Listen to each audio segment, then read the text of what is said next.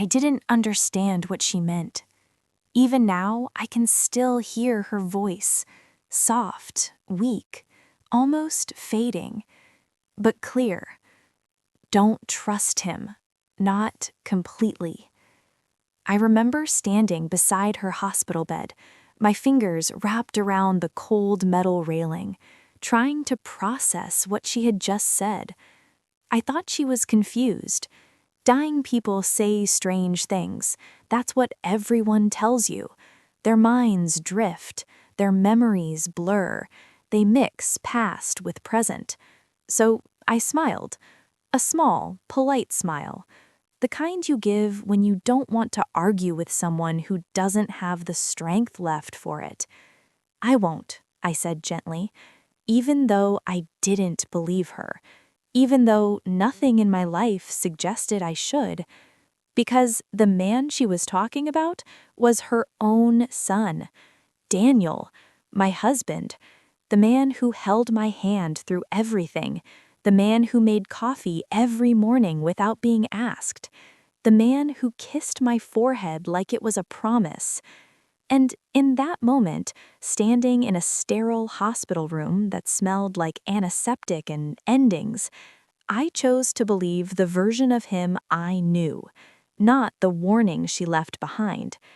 She died 2 hours later, and I left that room thinking her final words were just fear, or regret, or confusion.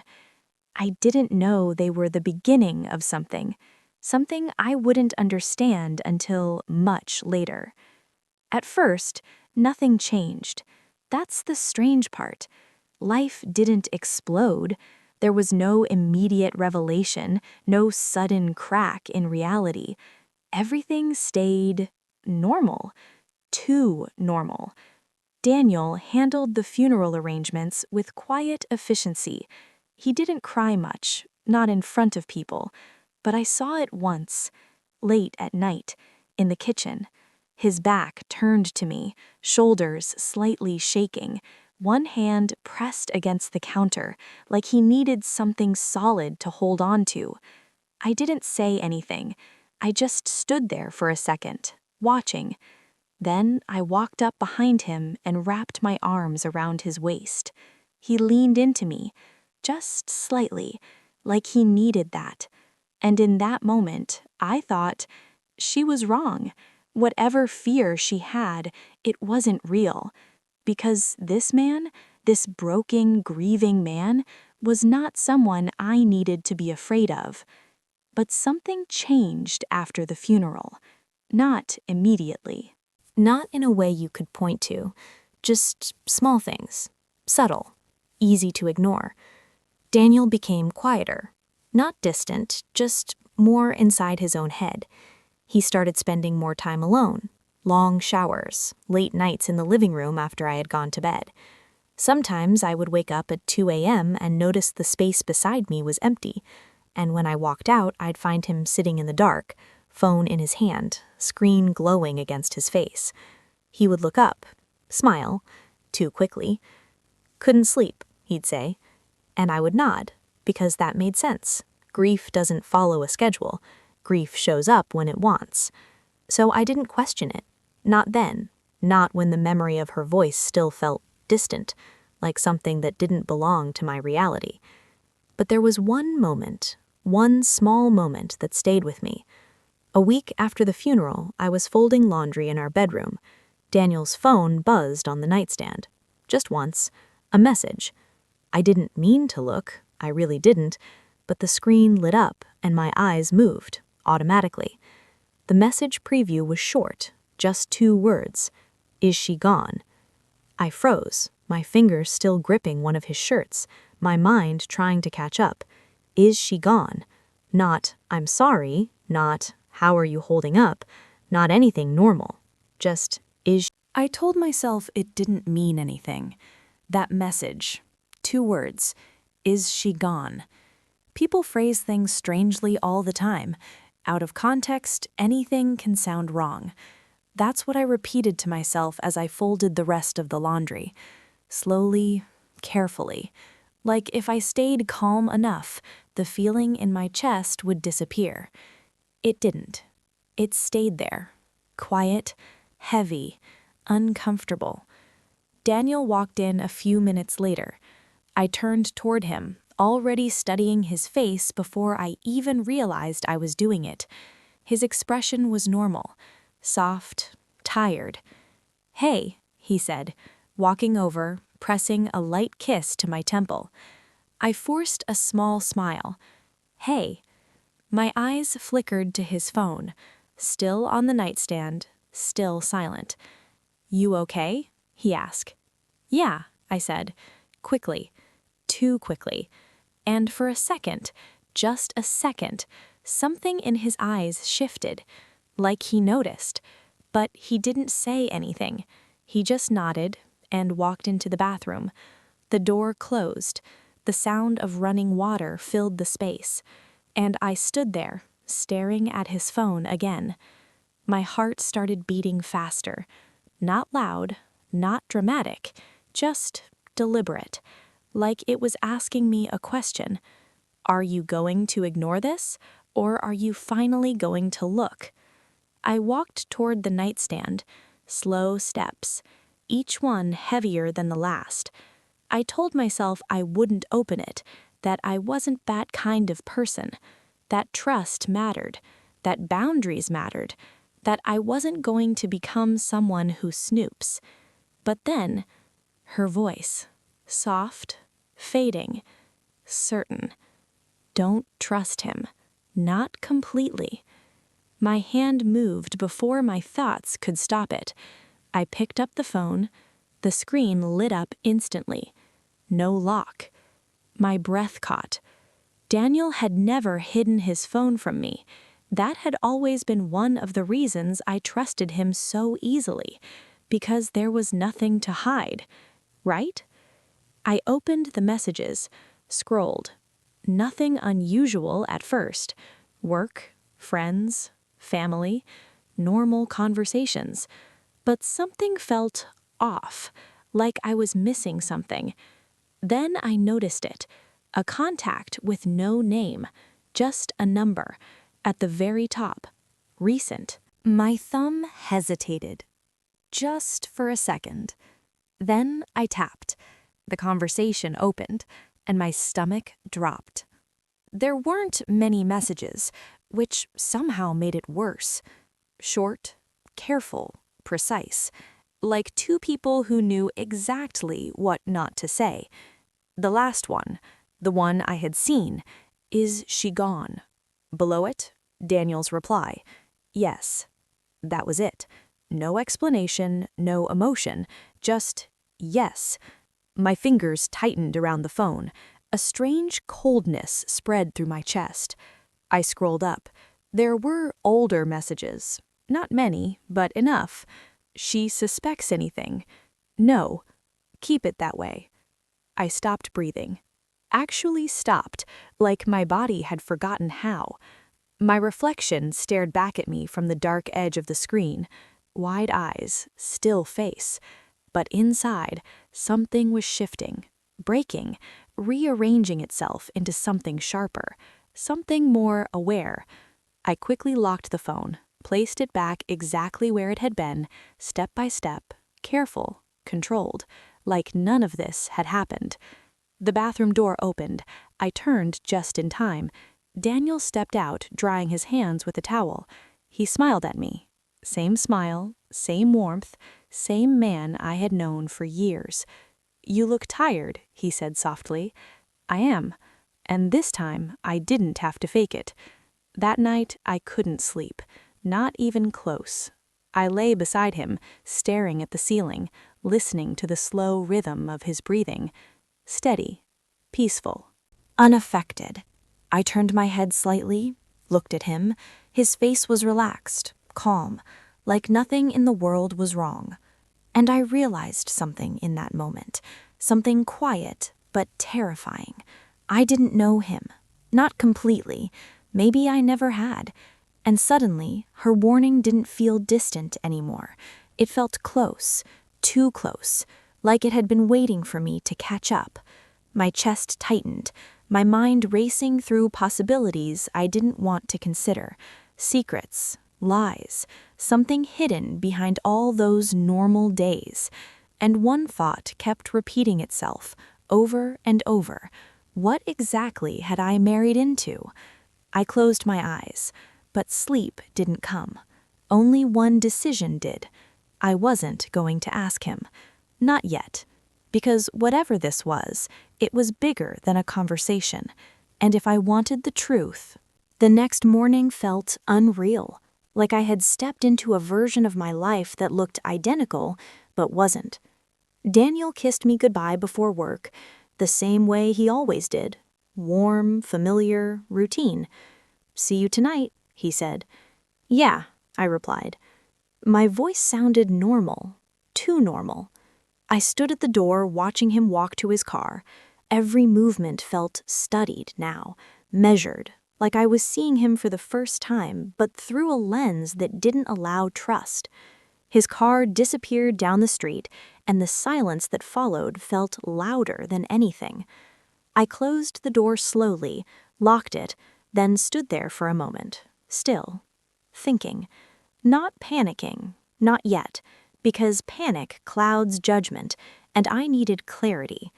I walked to the kitchen, made coffee, didn't drink it, sat at the table, and replayed everything in my head. The message, the conversation, her warning, the way he had looked at me last night. Too calm, too controlled. There was something behind it, something I hadn't seen before, or maybe something I hadn't wanted to see. My eyes moved toward the hallway, toward the door at the end, his office. Daniel's office was always off limits. Not officially, he had never said I couldn't go in, but there was an unspoken boundary, a quiet understanding. His space, his work, his privacy, and I had respected it completely. Until now. I stood up, slowly, walked toward it, each step deliberate, intentional, like I was crossing a line I couldn't uncross. My hand rested on the doorknob, cold. I hesitated, just for a second, because something inside me knew whatever I found in there would change everything. Then I turned it. The door opened. The room smelled faintly of paper and something metallic, clean, organized, too organized. Everything had a place. Desk perfectly arranged, files stacked neatly, laptop closed, nothing out of place. At first glance, nothing wrong, but I didn't stop there, because secrets don't sit in plain sight, they hide behind order. I walked to the desk, opened the top drawer. Pens, notebooks, nothing unusual. Second drawer, more files, work documents, invoices, receipts, normal, too normal. Then I noticed it, a small lockbox, black, matte, placed carefully at the back of the bottom drawer, not visible unless you were looking. My heartbeat slowed, not faster, slower, like my body was preparing. I pulled it out, set it on the desk. No key, of course. I stared at it for a few seconds, then opened the drawer again, checked every corner. Nothing. I exhaled slowly. Then something clicked in my mind. Bedroom. Nightstand. I moved quickly now, not rushing but focused, like I was following a path that had already been laid out for me. I went to our room, opened his side drawer, and there it was, a small silver key hidden beneath folded papers. I picked it up, cold between my fingers, and for a moment, I just stood there. Because this was the point of no return. Once I opened that box, there would be no pretending anymore, no going back to normal, no convincing myself it was nothing. I walked back to the office, closed the door behind me, sat down, placed the key into the lock. My hand didn't shake. That surprised me. I turned it. Click. The sound echoed louder than it should have. I opened the box, and everything inside me went still. Documents, neatly stacked, carefully labeled, not random, not messy, intentional. I picked up the first one. My eyes scanned the page, then stopped. My name, Emily Carter, at the top. But not in a way I expected, not casual, not personal, legal, cold, precise. My stomach tightened. I flipped the page. More documents, contracts, statements, dates, and then a word that didn't belong in my life. Surveillance. I blinked. Once. Twice. Reading it again, making sure I hadn't misunderstood. But I hadn't. My hands moved faster now, turning pages, scanning lines, trying to piece it together. And slowly, horrifyingly, it started to make sense. Transactions in my name, accounts I didn't recognize, reports, detailed, about me, my routines, my movements, my conversations, tracked, recorded, documented. A cold wave rushed through my body. I felt it in my chest, my arms, my throat. I couldn't breathe properly, not because I didn't have air, but because my body didn't know what to do with it. This wasn't just a secret. This wasn't just a lie. This was something else, something controlled, planned, deliberate. And then I found it, the final document, the one that made everything collapse. A signed agreement between Daniel and someone else, a name I didn't recognize, terms, conditions, payments, in exchange for... My hands froze, my eyes locked on the line, and in that moment, everything she had tried to warn me about finally made sense. But it was too late, because whatever I had married into, it was never just a marriage, and I had been part of it long before I ever knew. I didn't move for a long time. I just sat there, staring at that document, reading the same line again and again. Like if I read it enough times, it would change. It didn't. The words stayed the same. Cold, clear, final. A financial agreement between Daniel and a private firm. Payment in exchange for access. Not physical, not obvious, but something far worse. Information. My information. My routines. My patterns. My life. Documented. Sold. Controlled. A long, slow breath left my chest. Not shaky, not broken, just empty. Because the truth, when it finally arrives, doesn't always explode. Sometimes it settles, quietly, like something inevitable. I closed the box, carefully, placed everything back exactly the way it had been, locked it, returned the key. Step by step, perfect, controlled. Because now I understood something very clearly. This wasn't something I could react to emotionally. This required precision. Daniel came home at 6:12 p.m., right on time, like always. I was already sitting at the kitchen table, waiting. The house was quiet, too quiet. He stepped inside, placing his keys down, loosening his tie slightly. Then he saw me, and something in his expression shifted, just slightly. "You're home early," he said. "I didn't go anywhere," I replied. My voice was calm, flat, unreadable. He paused, studying me now, carefully. "What's wrong?" I didn't answer immediately. I let the silence sit between us. Heavy, uncomfortable. Then I reached into the folder beside me and placed the document on the table, right in front of him. His eyes dropped, and for the first time, I watched him lose control. Not dramatically, not loudly, but visibly. His posture changed, his breathing shifted, his face went still, too still. "Where did you get this?" he asked quietly. "My question first," I said. My hands rested calmly on the table. My heart wasn't racing anymore. That surprised me. "Why?" He didn't answer, didn't even try, because there was no version of this where the truth sounded acceptable. "It started before we met," he said, voice low, measured. "I was working with them, consulting, data analysis, behavioral tracking. I didn't react. I just watched him." "And then?" I asked. He swallowed. "They needed long-term patterns, real-life data, not simulations." "And I was convenient," I said. It wasn't a question.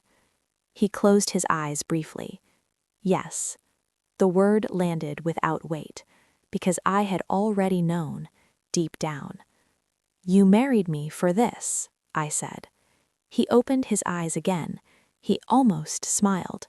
Almost. "Everything felt real," I said, quietly. "That's what made it work." Silence. Thick. Unavoidable. "You could have stopped. At any time." He didn't respond, because we both knew he had chosen not to. Every day. For years. "You sold my life," I said. Still calm. Still controlled. Piece by piece. "I didn't think it would—" "Don't," I cut him off, softly, but firmly, because whatever he thought didn't matter anymore. What mattered was what he did, and what I now understood. I stood up slowly. He didn't move, didn't try to stop me, because he knew this wasn't a moment he could fix. "I'm leaving," I said. Not angry, not loud, just certain. His shoulders dropped slightly, like something inside him had finally given up. "Emily!" "No," I said. One word. Enough. Because there was nothing left to say. I walked past him, down the hallway, into the bedroom, and for the first time since I found the truth, my hands trembled, just slightly, as I picked up my bag. Because strength doesn't mean you don't feel it. It just means you don't let it control you. I paused at the door, looked back once, not at him, at the life, the house, the version of everything I thought I had, and then I walked out. That night, I didn't cry, not because it didn't hurt, but because the pain had already done its work. It had shown me the truth, and sometimes that's all it needs to do. People ask me now how I didn't see it, how I missed something so big, but the truth is, I didn't miss it. I was never meant to see it, not completely, and maybe that was the point. Her warning wasn't about fear, it was about clarity. Don't trust him, not completely. She didn't say leave, she didn't say run, she just gave me enough to notice, enough to question, enough to eventually find the truth. And in the end, that was all I needed, because I didn't lose everything that day. I lost an illusion, and what I gained instead was something far more valuable: myself.